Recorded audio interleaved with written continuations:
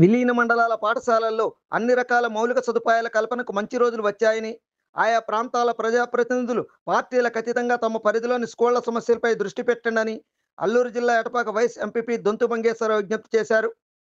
కాగా ఎటపాక ఎంపీపీ సర్వసభ్య సమావేశంలో మాట్లాడిన ఆయన, AP educational and welfare infrastructure development corporation చైర్మన్గా రాజశేఖర్ నియమితులయ్యారని, ఆయన తనకు మంచి మిత్రుడని, మంత్రి లోకేష్కి విన్నపం ద్వారా పాఠశాలను అభివృద్ధి చేసుకుందామని మంగేశ్వరరావు పేర్కొన్నారు. ఎస్ రాజశేఖర్ గారు అనే అతన్ని విద్య, సంక్షేమం, మౌలిక సదుపాయాల దాని మీద కార్పొరేషన్ చైర్మన్గా నియమించారు.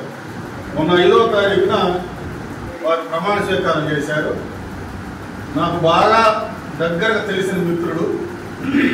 మనకి మన ఏరియాకి, మన మండలంలో ముఖ్యంగా ఈ హిందూ మండలాలకు కూడా ఉపయోగపడతాడు విద్యా విషయంలో అనే ఉద్దేశంతో ప్రత్యేకంగా వెళ్ళి రాముల వారి మొమెంటోని ఇచ్చి వారిని ఆ కండవ వేసి ఆశీర్వదించాం. పార్టీ విభేదాలు లేవు.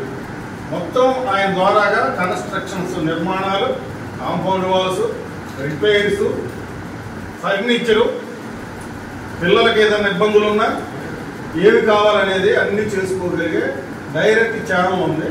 ఇవాళ ఎవరి స్కూల్కి ఏ సర్పంచ్ అయినా, ఏ ఎంపీటీసీ అయినా వాళ్ళ గ్రామ పంచాయతీ పరిధిలో ఏ స్కూల్కి ఏమి మౌలిక సదుపాయాలు కావాలో స్కూల్ మేనేజ్మెంట్ కమిటీ తీర్మానం చేసి ఒక రిప్రజెంటేషన్ లోకేష్ గారి, మంత్రి గారి పేరు మీద ఇస్తే మన మండలంలో అన్ని స్కూళ్ళు బాగు చేయించుకుంటామని తెలియజేస్తూ ఇది ఒక సంతోషించదగిన విషయం.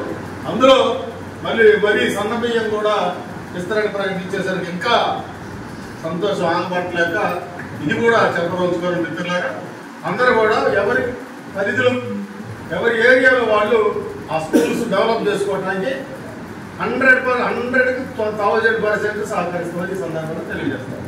అవసరమైతే మిమ్మల్ని కూడా మనం పెట్టుకోవచ్చు.